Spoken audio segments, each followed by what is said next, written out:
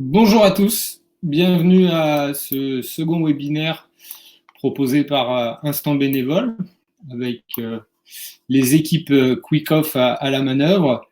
Donc, je me présente pour ceux qui ne me connaissent pas, Arnaud, chef de projet chez Quick-Off. Je serai accompagné sur ce webinaire de Romain Gibert, qui est le CEO de Quick-Off. On va être ensemble à peu près pour une petite demi-heure. On va attendre peut-être quelques instants que tout le monde se connecte. Et en parallèle, je vous demanderai à ceux qui sont déjà connectés peut-être de nous faire signe sur le chat, sur le côté, en nous remontant le fait que vous nous entendez bien. Bonjour Christophe. Bonjour. Romain, est-ce que vous entendez à la fois Romain et vous m'entendez également, semblerait-il que oui. Bonjour Isabelle.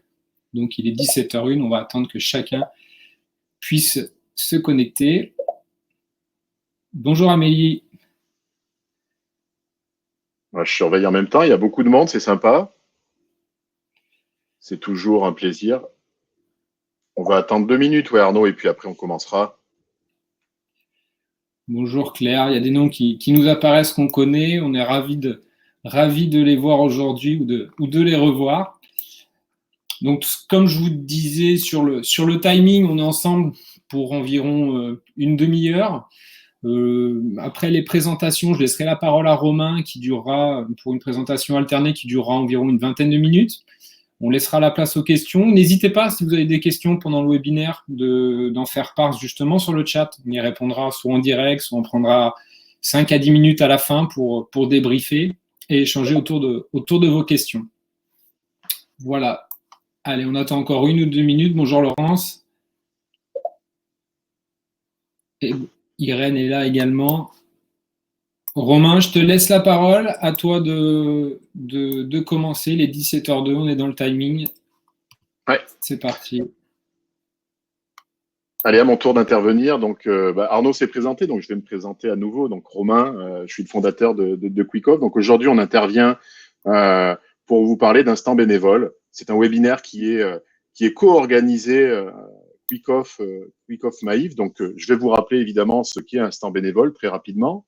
Avant de commencer, peut-être un petit rappel du fonctionnement des webinaires. Alors, en ce moment, c'est la mode, on en suit tous beaucoup. Mais il y a un concept, en tout cas, c'est une communication descendante. Donc, hormis le chat qui nous permet de voir vos retours, il y a également un onglet qui vous permet de poser des questions. Nous, en tout cas, ça nous permet de pouvoir y répondre en live. C'est ce qu'on essaie de faire un maximum. En tout cas, on est 2 et c'est pour ça.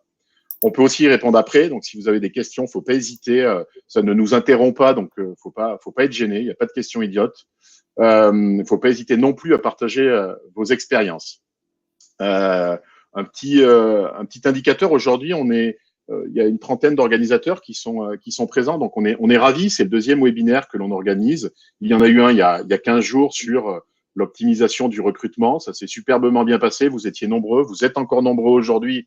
Donc, soit vous n'avez pas eu l'occasion de participer au premier, soit ça vous a plu et c'est encore mieux. Donc, c'est parfait. Comme disait Arnaud, une vingtaine de minutes ensemble. Donc, je vais commencer déjà par vous présenter Instant Bénévole. Donc, Instant Bénévole, c'est une solution web, un site internet tout simplement, qui est né de la rencontre entre Sport Bénévole, qui était la plateforme de mise en relation que proposait Maïf, qui était une plateforme de mise en relation entre organisateurs d'événements sportifs et bénévoles. Ensuite, à Sport Bénévole, se sont ajoutés les services de Quick-Off, donc et principalement de Cohésion, un outil de gestion, et de cela est né Instant Bénévole. Alors maintenant, on ne traite plus que le sport, puisque Instant Bénévole s'adresse à la fois aux organisateurs d'événements sportifs, d'événements culturels, d'événements professionnels. Et à ce jour, cette solution lancée le 22 juin, si ma mémoire est bonne, vous voyez, on a bien choisi le timing de le lancer cette année, juste avant l'été. On a quand même eu aujourd'hui, je crois, 110 ou 120 événements qui se sont inscrits et qui profitent des services. Donc, Instant Bénévole, si je devais le résumer, c'est un outil de gestion pour les programmes bénévoles. Alors, à première vue, il semble répondre à la plupart des problématiques ressources humaines, donc le recrutement, la planification, etc. Mais sa particularité, elle réside justement dans le fait que la partie RH, la partie ressources humaines, n'est qu'une infime partie de la couverture fonctionnelle. Là où la plupart des des outils de nos confrères sont principalement autour de la partie RH, vous permettent de faire des formulaires, vous permettent de faire des plannings.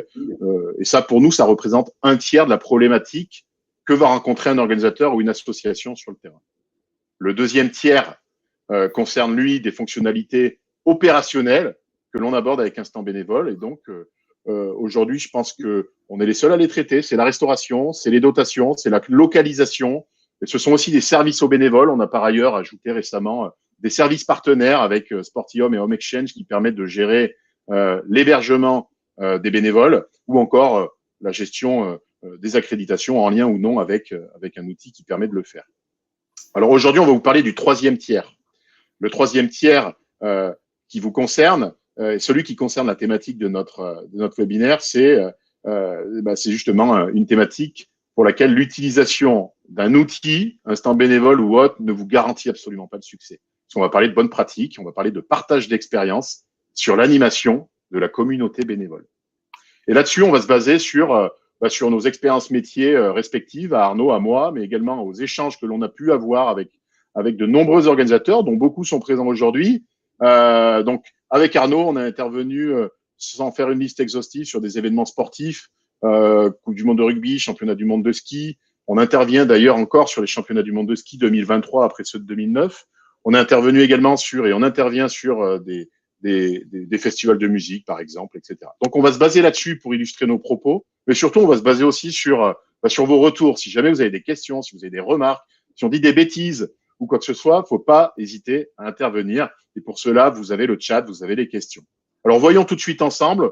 On va voir avec Arnaud quelles sont les actions que l'on peut mener justement pour animer au mieux un programme bénévole, pour animer cette communauté, et en quoi Instant Bénévole va se positionner comme un outil de support pour vous aider dans cette animation. Je te laisse la parole, Arnaud. Merci Romain. Donc, je reprends la main sur le fait que, comme dit Romain, l'animation est prédominante au niveau du programme des bénévoles. Nous, on a souhaité la découper en trois phases bien distinctes. La première concerne la partie recrutement, post-événement. Ensuite, dès lors que vous allez activer la candidature du bénévole jusqu'au jour J, le lancement de l'événement. La troisième phase, c'est la phase opérationnelle. Je vais m'attarder en premier lieu sur la phase de recrutement. Ce n'est pas parce que, en fait, votre bénévole aujourd'hui, il n'est pas sous votre giron qu'il ne faut pas alimenter les liens que vous avez avec lui. J'entends par là, prochainement, on va sortir, je vous laisserai en prendre connaissance, c'est d'ici une semaine ou 10 jours, on sort régulièrement des articles blog, comme vous pouvez le voir sur le site internet, pour animer justement cette communauté, et on va en sortir un, je vous montre où ça se trouve, c'est tout en bas, avec la possibilité de cliquer et de lire soit des témoignages d'organisateurs, soit des articles sur des thématiques bien définies, avec des contenus qui peuvent vous aider. Encore une fois, comme l'a dit Romain, ces articles, c'est pas nous qui les inventons, on se nourrit de notre propre expérience, mais on se nourrit aussi de la vôtre et de vos retours. L'idée du prochain article, c'est comment renouveler sa base de bénévoles. Pourquoi cet article? Tout simplement, aujourd'hui, on est dans un contexte qui est assez particulier, et on s'aperçoit que là où certains avaient aujourd'hui des difficultés ou d'autres pas sur le recrutement, l'écart risque de se creuser malheureusement avec le contexte actuel qu'on est en train de traverser. Ce qu'il faut savoir, c'est que le bénévolat, ça reste un vecteur social. Les gens viennent rencontrer, échanger, partager et évoluer autour de cette communauté de bénévoles. Les laisser sans nouvelles, les laisser seuls de leur côté actuellement, ne pas échanger, le risque, il est double. Le risque, le premier, c'est déjà de les perdre dans la nature. Bon, ils vont s'égarer, ils vont peut-être aller voir d'autres associations, d'autres organisateurs qui sont plus actifs et proactifs que vous ne pouvez l'être.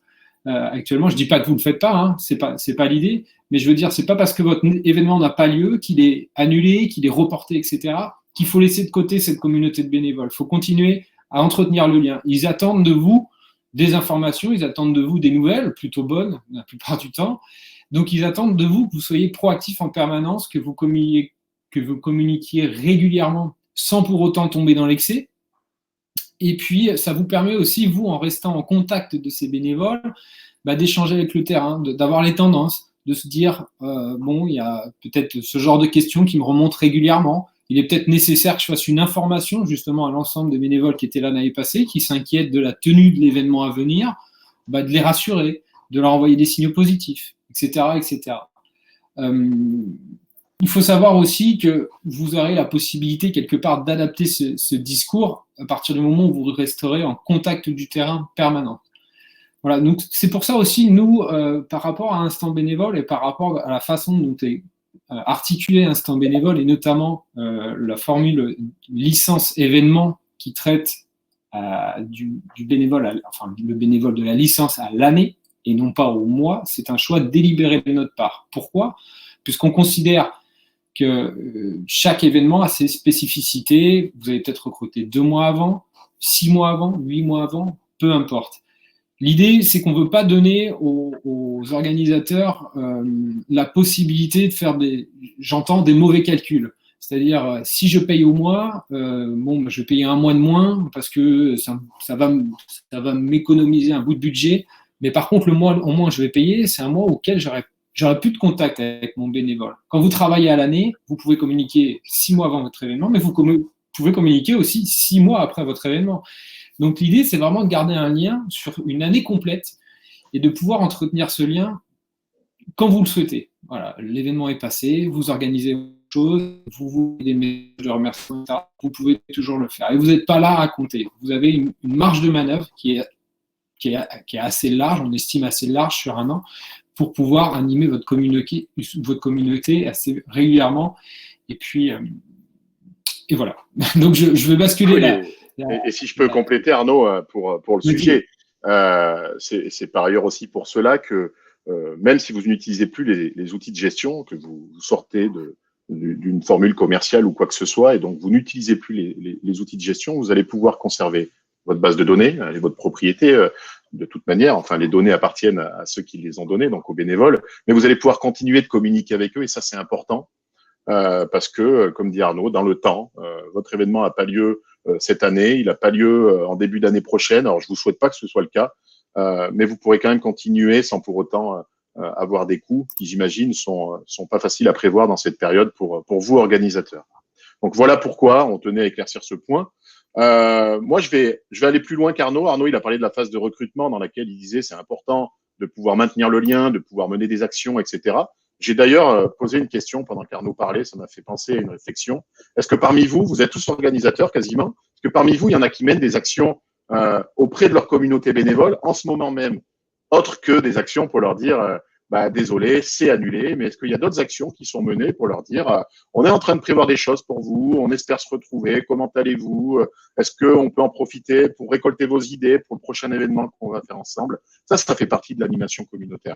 Moi, je vais vous parler je vais poursuivre ce que disait Arnaud sur le recrutement de l'aspect candidature. Donc, c'est une phase qui est toujours importante sur un événement. Imaginez-vous, j'organise un événement demain. Vous avez tous des exemples en tête.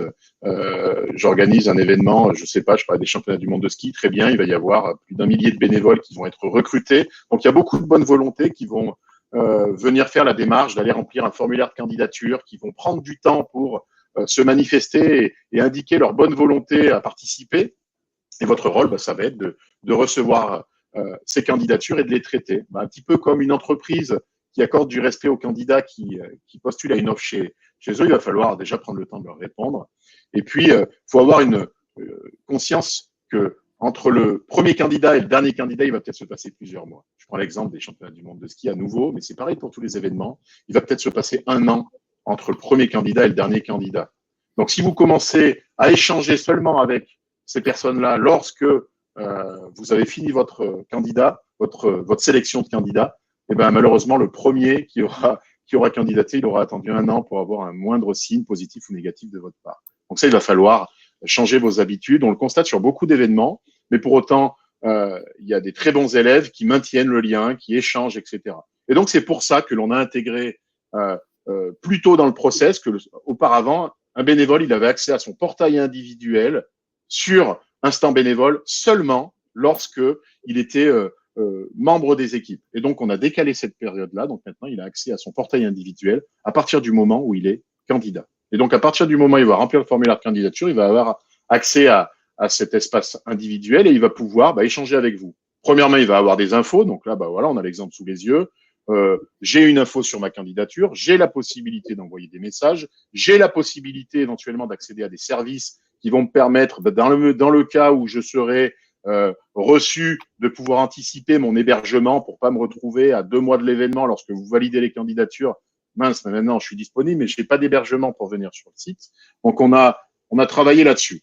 Maintenant, dans les consignes métiers, les conseils métiers qu'on peut vous donner, c'est de ne pas prendre cette étape-là comme un acte anodin. C'est pas anodin. Un bénévole, il a fait un effort de venir vous indiquer sa bonne volonté. Il s'attend donc à recevoir des nouvelles de votre part et il s'attend à en avoir le plus rapidement possible. Donc, à vous de trouver le timing. Essayez de pas faire du one shot. Essayez de faire de la communication qui va s'inscrire dans le temps. Donc, pas trop tôt non plus pour pas créer de l'attente de sa part, mais surtout pas trop tard au risque de les voir abandonner. Personnalisez vos messages autant que possible. Donc, c'est la possibilité que vous avez avec Instant Bénévole. Message individuel, message collectif. À la limite, vous pourriez gérer ça comme nous, on gère, ou comme d'autres entreprises gèrent leur service support, leur service client, en imposant des délais de réponse aux questions. Tiens, je m'impose une rigueur, c'est 48 heures, c'est 48 heures maximum pour répondre à chaque question. Et donc, dès que vous avez une notification, elle est datée, paf, vous prenez le temps de répondre. Si vous pouvez pas le faire dans l'immédiat, c'est pas grave. Vous indiquez que vous avez pris en compte la demande et que vous reviendrez le moment venu. Et puis, vous pouvez aussi partager des informations. Moi, je parle toujours de communauté aux équipes Instant Bénévole et Quick-Off en leur disant un bénévole, dès qu'il est candidat, il intègre votre communauté. Donc, à partir de ce moment-là, il va falloir que vous puissiez l'alimenter avec des infos exclusives. Voilà, vous rejoignez notre programme bénévole, vous avez fait de candidature, on va pouvoir vous partager des informations qui vont être essentielles. Peut-être, voici les futures tenues qui vont être données aux bénévoles. Voici le futur centre des bénévoles dans lequel vous allez vous sentir bien lorsque vous serez chez nous, etc. Donc, on a vu la partie candidature, tout ce qui se passe. Et puis maintenant, on va voir où là, vous êtes vous les experts, c'est ce qui se passe pendant l'événement. Vous avez accepté la candidature, vous avez communiqué. Maintenant, le jour J arrive, le jour J est là. Mettez-vous à la place d'un bénévole qui ne connaît pas, qui ne sait pas où il va, où il se rend, quelles sont les personnes vers qui il doit se rendre. Généralement, votre communauté de bénévoles, vous avez 2 types. Vous avez les habitués, les aficionados qui reviennent régulièrement, qui ont leurs petites habitudes, qui connaissent le principe, qui vous connaissent vous. Et puis, vous allez, je vous le souhaite, avoir un public, dès lors que vous aurez renouvelé aussi régulièrement votre base, un public de nouveaux candidats qui arriveront en terre inconnue, quelque part. Donc, il y a des questions auxquelles sur lesquels ils vont avoir besoin de réponses assez rapidement. Ils auront besoin d'être rassurés, d'être orientés. Dites-vous que vous avez une posture physique à adopter en tant que responsable, en tant que pilote du programme bénévole. Donc, la posture, c'est quoi ? C'est simplement, ne serait-ce que de se rendre disponible, autant se faire se peut, c'est d'être accessible. Accessible, quand je dis accessible, c'est aussi bien à l'écoute, quelqu'un vous pose une question, de pouvoir lui répondre rapidement, mais aussi par le lieu. Il ne faut pas que l'espace bénévole ou votre espace, vous soyez accessible au 3e étage d'un immeuble. Il y a 2 digicodes à faire pour aller jusqu'à vous. Si la personne a une question, rapidement, elle doit pouvoir identifier où se trouve le responsable des bénévoles et lui poser la question. Pour cela, vous ne serez pas seul. Enfin, j'ose espérer que vous ne soyez pas seul. Tout ne doit pas reposer sur vous, uniquement sur vous. Vous allez vous entourer d'autres personnes pour pouvoir répondre à l'ensemble des problématiques qui peuvent être posées. Vous avez 600 bénévoles, il est impossible de gérer le programme seul. Alors, soit vous êtes staffé avec d'autres salariés qui sont venus renforcer vos équipes, soit à vous d'identifier aussi des bénévoles qui ont un niveau d'expérience, de compétences suffisant pour venir vous accompagner dans cette tâche au quotidien. Sachez aussi que ça rentre toujours dans le même cas de figure. L'accueil est important. Le bénévole qui arrive, il a besoin de se sentir considéré. On a fait un article justement dans le blog sur ce point-là. Pensez à mettre en place une réunion générale d'information. Bien entendu, vous avez 600 bénévoles, vous n'allez pas pouvoir avoir les 600 bénévoles d'un coup. mais au moins, si vous en avez ne serait-ce que la moitié qui arrive à cette réunion générale d'information que vous pouvez organiser, vous pouvez leur pousser les informations principales, distribuer à ce moment-là les tenues, leur expliquer le fonctionnement des repas, voilà des choses essentielles, mais vitales pour le bénévole qui arrive ici. Ça peut vous paraître parfois pour vous, de votre côté, des éléments de détail, mais pour lui, de savoir où il va travailler, quand, avec qui, où est-ce qu'il va manger, où est-ce qu'il va dormir. Alors ça, c'est vous prenez en charge ou vous ne prenez pas en charge, qu'importe. Mais vous avez besoin de consacrer du temps à ces réponses, à ces questions, à ces échanges. Et ça peut être à la fois autour d'une réunion générale d'information ou, comme je vous dis, avoir un bureau ouvert en permanence et un espace qui leur est dédié. Et si je peux compléter, Arnaud, ça peut aussi être avec Instant Bénévole. Là, j'ai partagé sous les yeux la partie équipier, donc du bénévole, où il voit sur son portail individuel. On peut aussi partager les infos en amont. Tu as posé des questions sur lesquelles on a des informations en tant qu'organisateur en amont, où vous allez pouvoir vous détendre, où va être le point d'accueil, qui va être votre responsable, quelles sont ses coordonnées, etc. Autant se faciliter le travail en le mâchant dès le départ et en le préparant tout de suite pour que quelques jours avant son arrivée, le bénévole, il ait déjà ces informations-là. Ça peut paraître des conseils ultra simples que vient de vous donner Arnaud, et pour autant, j'ose espérer que vous avez déjà été bénévole. Visiblement, oui. Vous l'êtes peut-être pour certains dans le cadre de vos fonctions. Moi, si je me souviens, lorsque j'ai été bénévole sur des événements, j'ai été bénévole, je vais prendre un exemple, à l'Euro, par exemple, je me souviens, je m'étais dit, bon, il faut que j'aille voir qui, qu'est-ce que je vais faire, quelle va être ma mission, comment je vais reconnaître la personne, comment ça se passe les repas, est-ce que j'ai un ticket repas, comment ça se passe, il faut que je le donne à qui, à quel endroit, etc. J'ai des intolérances alimentaires, comment je vais faire pour aller être certain que j'aurai quelque chose de prévu pour moi. Tout ça, c'est des petites questions. En effet, les aficionados, aucun souci pour eux, puisqu'ils reviennent tous les ans, mais peut-être que pour certains, ça va être quelque chose qui va leur causer du stress. Peut-être qu'ils vont pas venir à cause de ce stress, peut-être qu'ils vont venir et pas se sentir bien, et après, vous allez pouvoir faire votre job. Mais votre job, c'est faciliter leur la vie. Donc, quand vous vous posez des questions, imaginez-vous juste, si moi j'étais bénévole, comment j'aimerais être accueilli et quelles informations j'aurais besoin d'avoir. Alors, ça peut faire sourire quand Arnaud disait, ils ont envie de savoir où ils vont manger, ils ont envie de savoir s'ils vont devoir porter une tenue, ils ont envie de savoir, mais mon sac ou mon sac à dos ou mon sac à main, je vais pouvoir le poser où? Est-ce que j'aurai un endroit pour charger mes téléphones? C'est peut-être des questions qui sont futiles pour vous, mais elles ne le sont pas pour le bénévole. Il vient volontairement donner de son temps pour vous aider. Il faut faire en sorte que ça se passe dans les meilleures conditions possibles.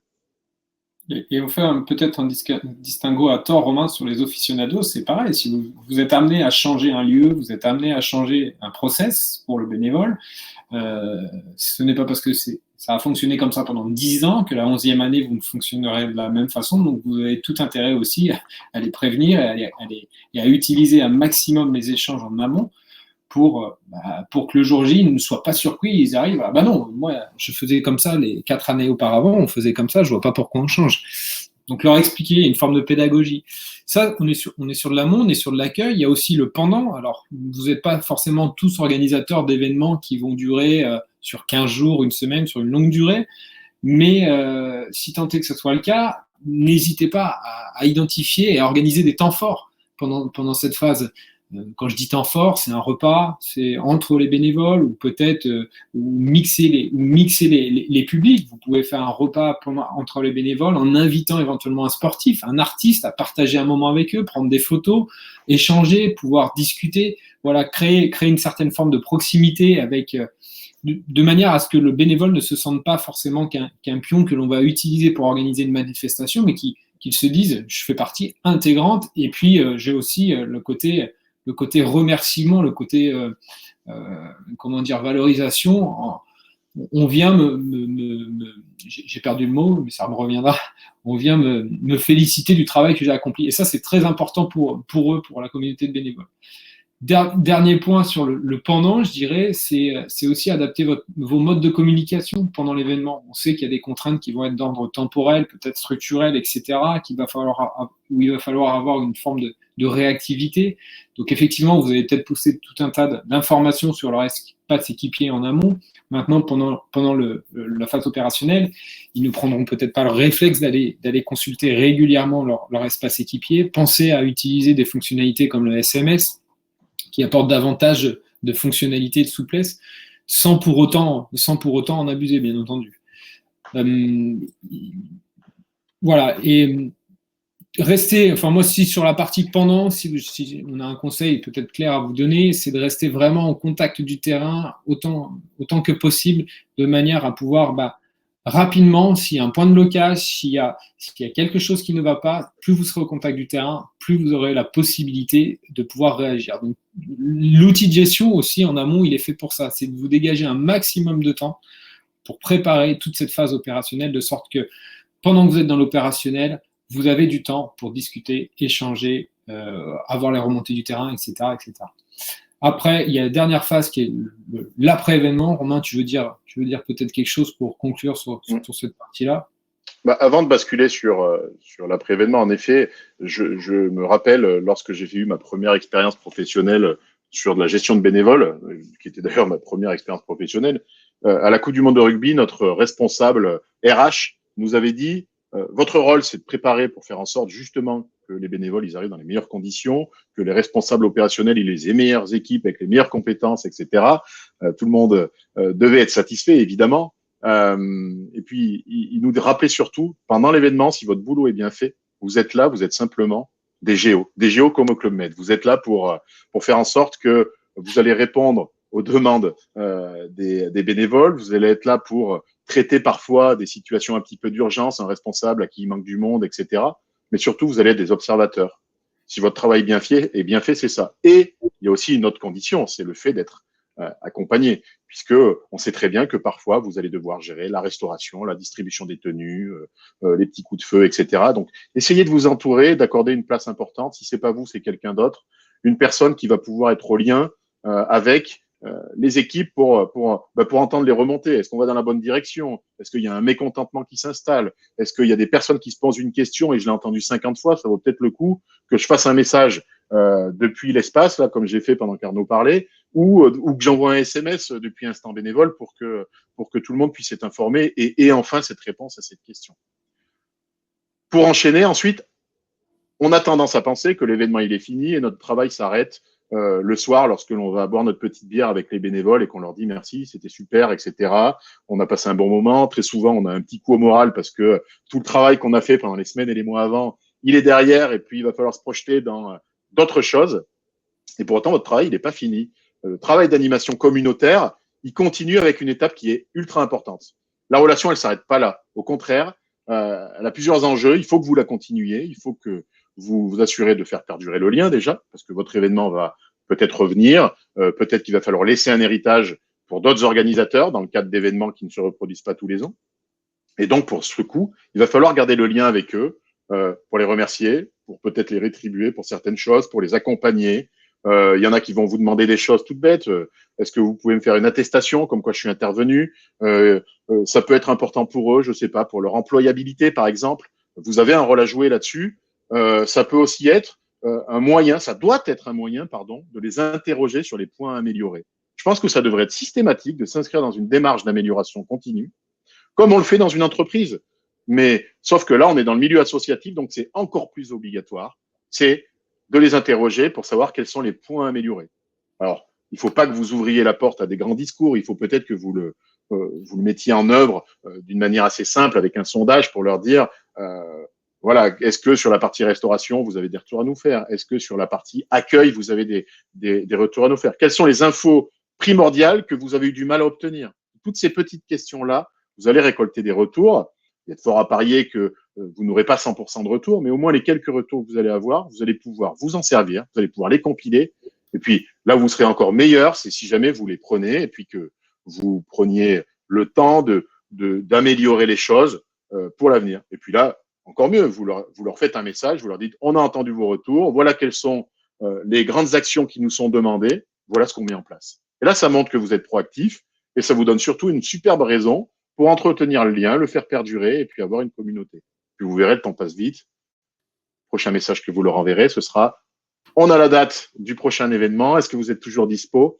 Et il y a fort à parier que vous allez être sur ce qu'on appelle dans notre jargon un taux de no-show, de personnes qui ne viennent pas après inscription, qui va réduire, qui va peut-être passer de… Aujourd'hui, on parle de 10 à 15%, peut-être que ça va descendre et vous allez améliorer votre satisfaction globalement des personnes. Donc, ce qu'il faut retenir de notre intervention, on avait dit 30 minutes, on en est à 28, donc on va avoir un peu de temps pour poser des questions, pour y répondre, etc. Et surtout, peut-être pour avoir vos retours d'expérience.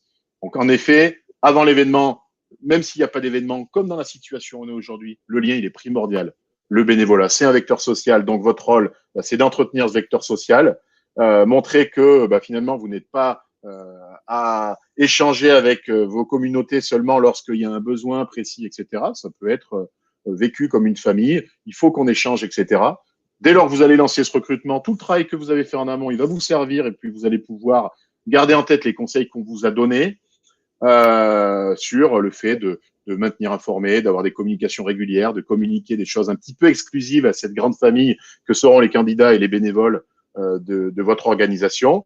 Pendant l'événement, comme disait Arnaud, on est plus dans une posture qui est physique. Il faut être là, il faut être présent, il faut montrer que l'on a des choses. Et puis, après l'événement, j'en ai déjà parlé, je ne vais pas faire un bilan dessus. Retenez juste une chose, c'est vous qui avez la force de pouvoir améliorer les choses. C'est pas l'outil. L'outil, c'est un support. Nous, on a fait en sorte de s'appuyer sur nos expériences pour vous apporter un soutien sur des grandes thématiques, recrutement, candidature, planning, restauration, géolocalisation, peu importe. Tout ça, c'est que des mots techniques. Ce qui est important, c'est vous, l'attitude que vous allez mettre en œuvre. Je laisse la parole à Arnaud. Peut-être qu'on peut en profiter si vous avez des questions, si vous avez des remarques, si vous avez des choses comme ça, pour pouvoir nous en faire part. On aura le temps de les traiter. S'il y en a qui souhaitent échanger par la suite, on le fera aussi avec eux, évidemment. N'hésitez pas non plus à remplir les sondages qu'on a indiqués sur le côté. Il y en a 2, ça vous prend 30 secondes. C'est pas juste pour nous donner des indications sur ce qui a été fait. Donc, a priori, il n'y a pas forcément de questions. Comme le disait Romain, de toute façon, vous nous connaissez, vous avez nos coordonnées, vous pouvez les retrouver sur le site de Quick-Off et également sur le site d'Instant Bénévole. N'hésitez pas à nous renvoyer un message si jamais il y a des questions précises. Dans tous les cas, on tient à vous préciser que prochainement, on publiera un ouvrage que l'on va appeler Livre blanc, qui reprendra un petit peu ces bonnes pratiques que l'on souhaite faire partager. Pas forcément. Donc, ce sera probablement courant l'année prochaine. Début d'année prochaine, pardon. Également à venir dans les échéances, donc les 2 prochains webinaires, vous pouvez d'ores et déjà les noter. Le 1er décembre qui traitera plutôt de la planification de vos équipes, et le 15 décembre, ce sera le dernier de cette vague de 4 webinaires qui sera sur l'optimisation de la gestion de vos dépenses du programme bénévole. Vous allez voir avec certaines fonctionnalités qui ont été repensées et revues côté outils de gestion pour vous faciliter la vie sur ce point-là. C'est d'autant plus important ce que tu dis, parce que là, tu nous parles de budget, de gestion budgétaire. Ça vient justement de retour de personnes qui ont utilisé la solution, d'événements qui nous font confiance depuis, pour certains, plusieurs éditions. Et là où c'est intéressant, c'est qu'en plus, ils participent aujourd'hui, ils se reconnaîtront. Et donc, en effet, on a pas mal de choses qui interviennent aujourd'hui sur ces choses-là. Donc, et on en parlera lors de ces 2 webinaires sur la planification et sur l'optimisation des dépenses. Pour faire en sorte, en effet, il y a toujours des dépenses associées à une gestion bénévole ou staff. Et donc, on a imaginé des choses là-dessus, on les a imaginées avec vous, et on vous montrera lors de ces webinaires ces choses-là, au moins sur ces thématiques-là. Voilà. Je ne sais pas si vous avez des questions, si vous avez des remarques à ce sujet. Est-ce qu'il y a des thèmes que vous aimeriez aussi, oui, à aborder. On est à 4 webinaires aujourd'hui, et rien n'empêche d'en faire un prochain, voire d'en faire de nouveaux pour le début de l'année. Donc, si vous avez des thématiques en particulier que vous souhaitez faire remonter, n'hésitez pas à nous en faire. On a une remarque de Christophe qui nous dit « Ce serait bien de doubler les messages de la plateforme sur les boîtes mail des bénévoles ». Alors, c'est le cas. On a choisi un système qui est un système d'alerte, de notification. plutôt que d'avoir un message sur la plateforme qui est doublé sur les boîtes mail des bénévoles, on a chaque fin de journée, alors je sais plus à quelle heure on a cette tâche qui passe toutes les à 17h ou 18h, je crois. Arnaud, tu me dis si je dis une bêtise, mais elle fait l'historique de chaque espace personnel des bénévoles. Et s'il a des messages non lus, elle lui fait un petit message pour lui dire, voilà, tu as des messages non lus, tu peux cliquer dessus. Pourquoi on a fait ce système-là? Tout simplement pour éviter qu'ils ne lisent pas les messages. Et pourquoi on n'a pas été dans une solution trop intrusive? Tout simplement parce que il peut arriver des fois où on envoie 10, 12 messages, ça ferait 12 mails sur la plateforme, 12 messages sur la plateforme, 12 mails, ça pourrait être problématique et ça pourrait être malvenu. On a déjà eu ce retour d'organisateurs, de bénévoles, qui nous disaient j'ai pas envie de recevoir trop de mails, c'est un peu envahissant, etc. Donc on essaie d'être dans une approche pas trop intrusive, mais néanmoins efficace. Et puis, des questions de fiabilité aussi, de livraison de messages, quelque part, également. C'est une des raisons pour lesquelles. Voilà, il est 17h30, plus de 30, 32, 33 même. Je vous invite, dernière chose, si vous n'êtes pas déjà, vous n'avez jamais testé encore la plateforme Instant Bénévole, faites-le, c'est gratuit. Vous avez juste besoin de vous connecter, vous créez un compte, vous pouvez créer votre événement de manière fictive en phase de test. N'hésitez pas, vous avez jusqu'à 25 licences gratuites. Donc familiarisez-vous avec l'outil, c'est gratuit, vous pouvez le faire dès à présent. Et je tiens à remercier, je pense que Romain s'associe à moi pour vous remercier d'avoir participé à ce deuxième webinaire, d'avoir été présent, et on vous donne rendez-vous donc aux 2 prochains, le prochain qui est le 1er décembre, puis le 15 décembre. D'ici là, on vous souhaite une bonne soirée à tous. Ouais, une excellente soirée. S'il y en a qui veulent poser des questions, on reste un petit peu connecté, il n'y a pas de souci. Merci à tous. On est ravis en tout cas de vous avoir eu aussi nombreux. Pour ceux qui restent un petit peu, pour occuper un petit peu la pseudo-scène virtuelle que l'on a aujourd'hui, avec votre attention, sur les 1 mois et demi qui viennent, vous pouvez penser qu'on est à réfléchir comment nous occuper. Non, nos équipes travaillent d'arrache-pied pour vous occuper un petit peu. Pour vous dire un petit peu ce qui se prépare aujourd'hui. Donc, on en a parlé, on a des choses sur la gestion de budget, on a beaucoup de choses sur l'animation communautaire, justement, qui vont arriver, qui vont s'adresser notamment aux fédérations ou encore à ceux qui organisent plusieurs événements, etc., pour leur apporter des solutions nouvelles. Donc là, d'ici quelques semaines, peut-être que pour le deuxième webinaire, celui du 15 décembre, on pourra en parler. Donc voilà, nos équipes travaillent d'arrache-pied. Puis après, il y a aussi des choses sur la restauration, sur la cartographie, pour tous ceux qui organisent des événements en plein air, qui vont être des super soutiens pour vos événements. Merci à tous. Merci Arnaud. Merci à toi, merci Romain, et à très vite. Au revoir. Merci.